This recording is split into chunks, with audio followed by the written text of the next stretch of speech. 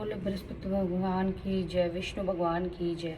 प्राचीन समय की बात है कि बड़ा प्रतापी तथा दानी राजा था। वह प्रत्येक गुरुवार को व्रत रखता एवं पूजन करता था। यह उसकी रानी को अच्छा न लगता था। न वह व्रत करती, न किसी को एक पैसा दान में देती थी। राजा को भी ऐसे करने से मना करती थी। एक समय की बात है कि राजा शिकार खेलने वन चले गए। घर पर रानी और दासी अकेली थी। उस समय गुरु बृहस्पतिवार साधु का रूप धारण कर राजा के दरवाजे पर भिक्षा मांगने आए।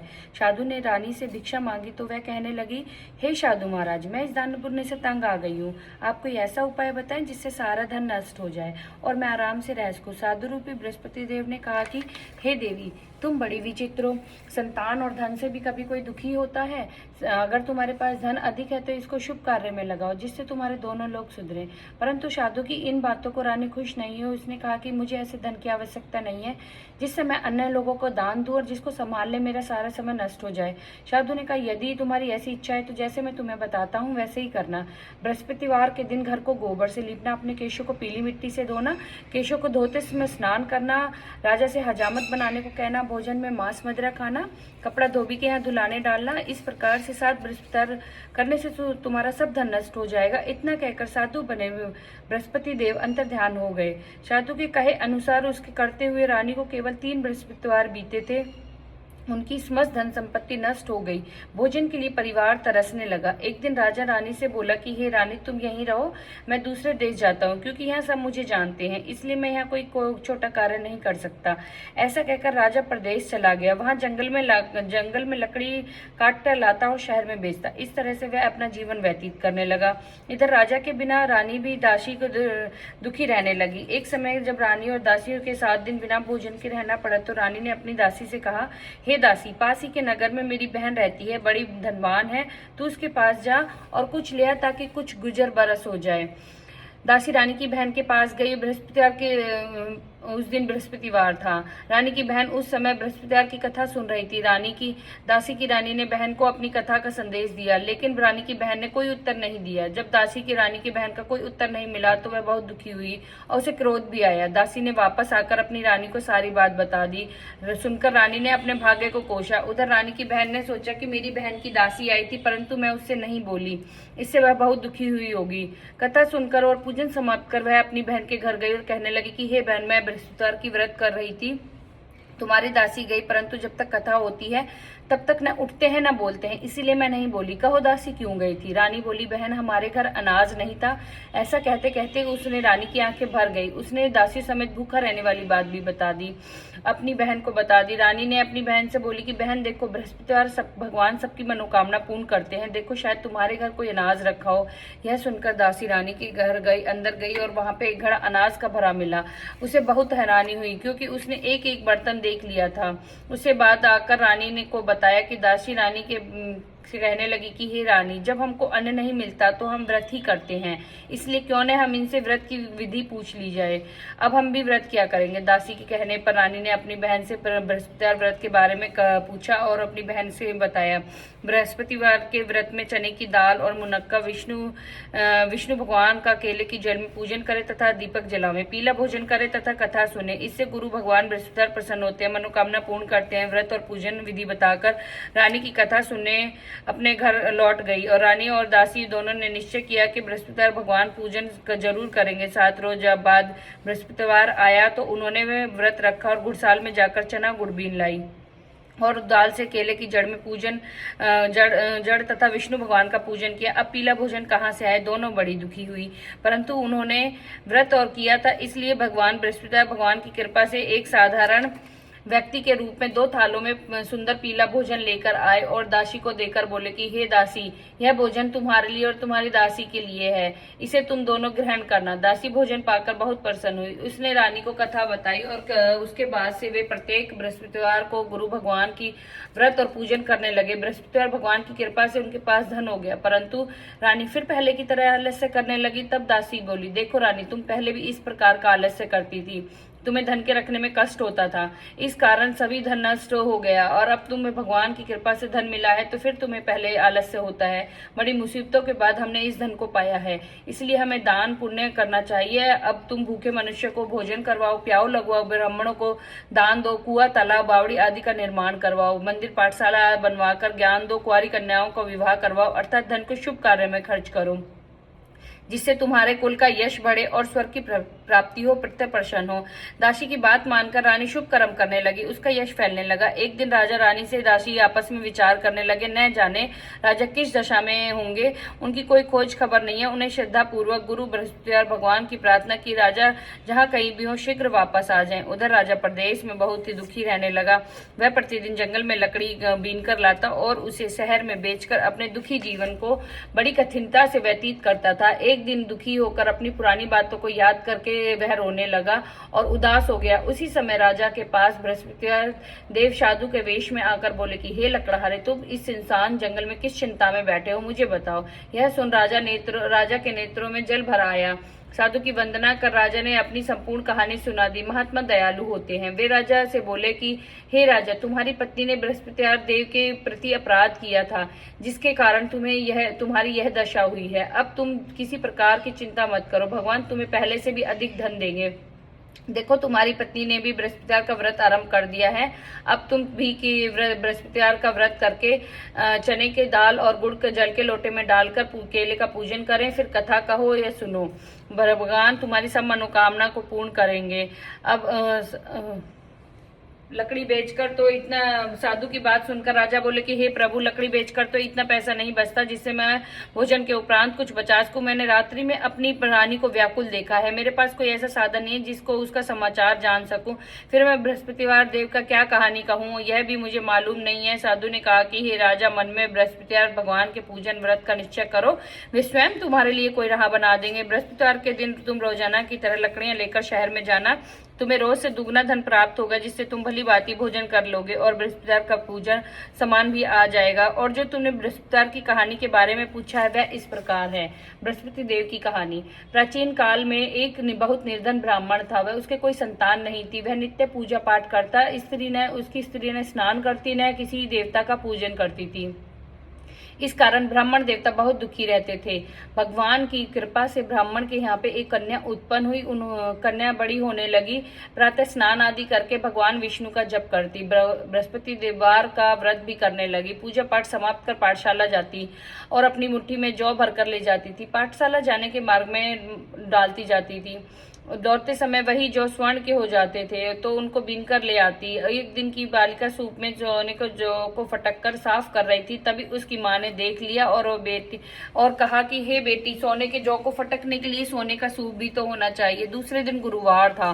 कन्या ने व्रत रखा और बृहस्पतिवार के सोने का सूप देने की प्रार्थना की। बृहस्पतिवार के उनकी प्रार्थना स्वीकार कर ली। रोजाना की तरह कन्या जौ फैलाती हुई पाठशाला चली गई। पाठशाला से लौटकर जब वह जौ बीन रही थी तो बृहस्पतिवार की कृपा से उसको सोने का सूप मिला।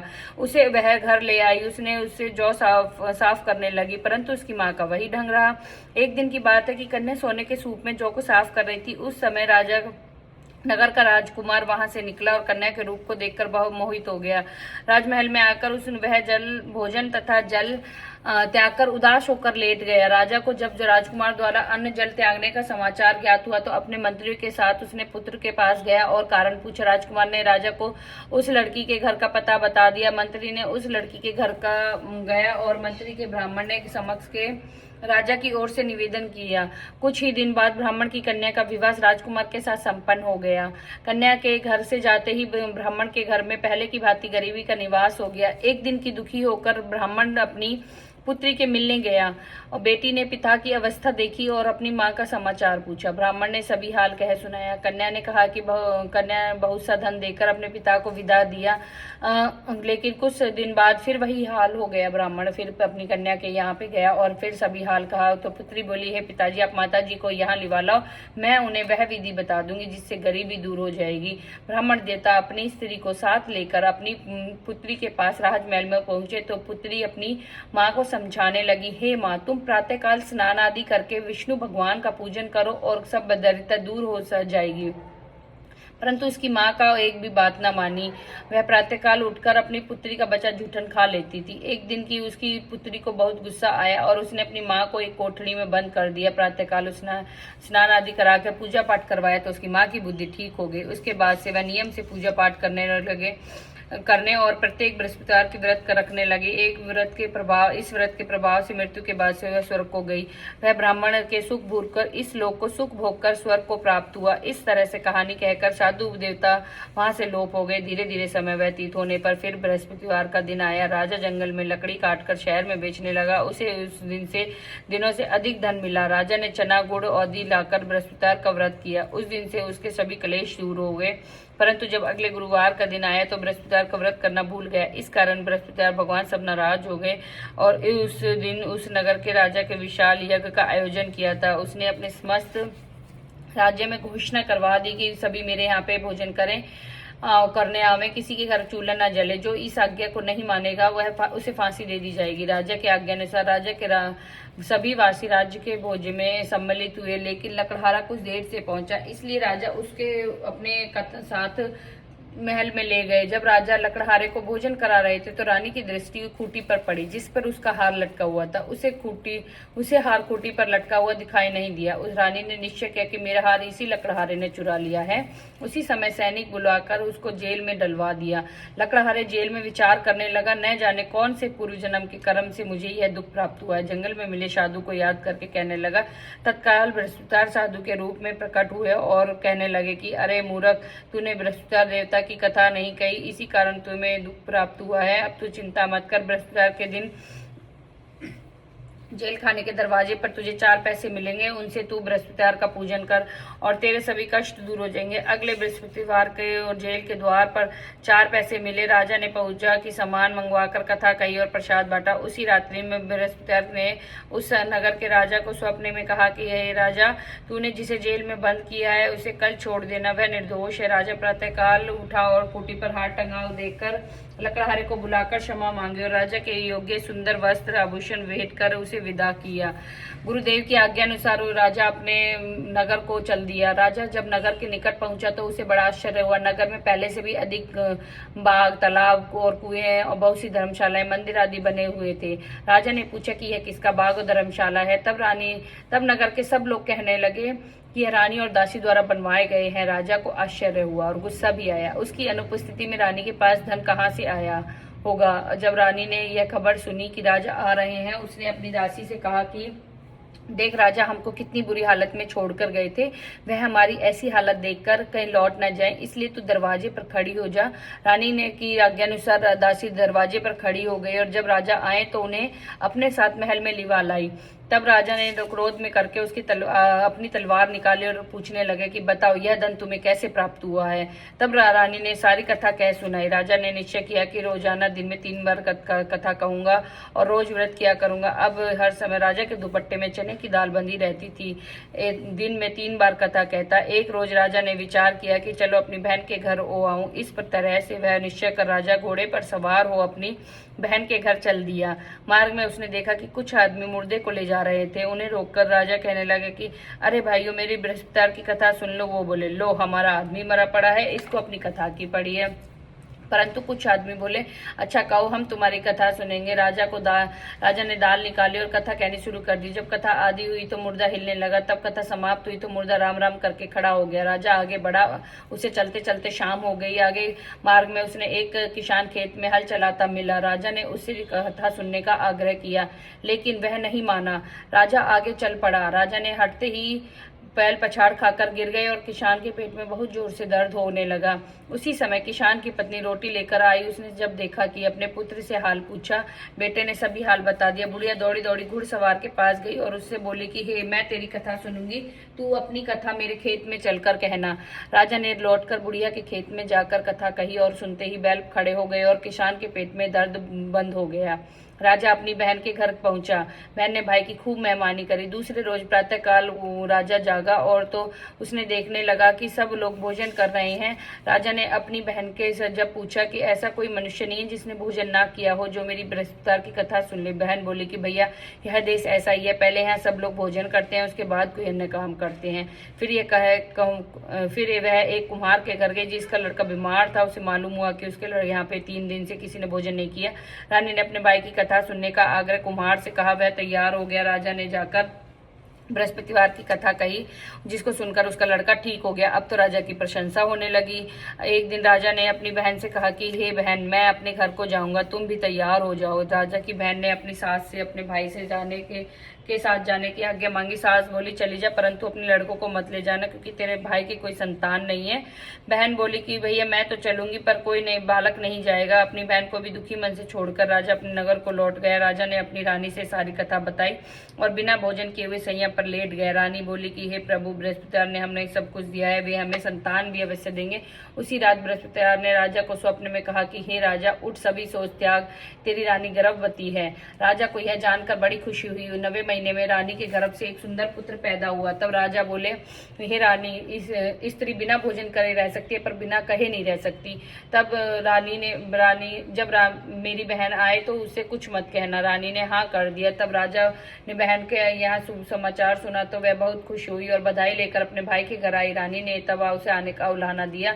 जब भाई अपने साथ ला रहे थे तो उनको टाल गई, उनके साथ न आई और आज अपने आप भागी भागी बिना बुलाए आ गई है। तो राजा को बहन बोली, हे भाई, मैं इस प्रकार न कहती तो तुम्हारे घर औलाद कैसे होती। बृहस्पति देव सबकी मनोकामना पूर्ण करते हैं। जो सद्भावना से बृहस्पति देव का व्रत करता है एवं कथा पढ़ता है अथवा सुनता है और दूसरों को सुनाता है, बृहस्पतिवार उसकी सभी मनोकामना पूर्ण करते हैं, उनकी सदैव रक्षा करते हैं। जो संसार से सद्भावना से गुरुदेव का पूजन एवं सच्चे हृदय से करते हैं, उनकी सभी मनोकामना वैसे ही पूर्ण होती हैं जैसी सच्ची भावना से। रानी और राजा ने बृहस्पतिवार की कथा का गुणगान किया तो उनकी सभी इच्छाएं बृहस्पतिवार ने पूर्ण की। अनजान में भी बृहस्पति देव की उपेक्षा न करे, ऐसा करने से सुख शांति नष्ट हो जाती है। इसलिए सबको कथा सुनने के बाद प्रसाद लेकर जाना चाहिए, हृदय से उसका मनन करते हुए जयकारा लगाना चाहिए। इति श्री बृहस्पतिवार कथा समाप्त।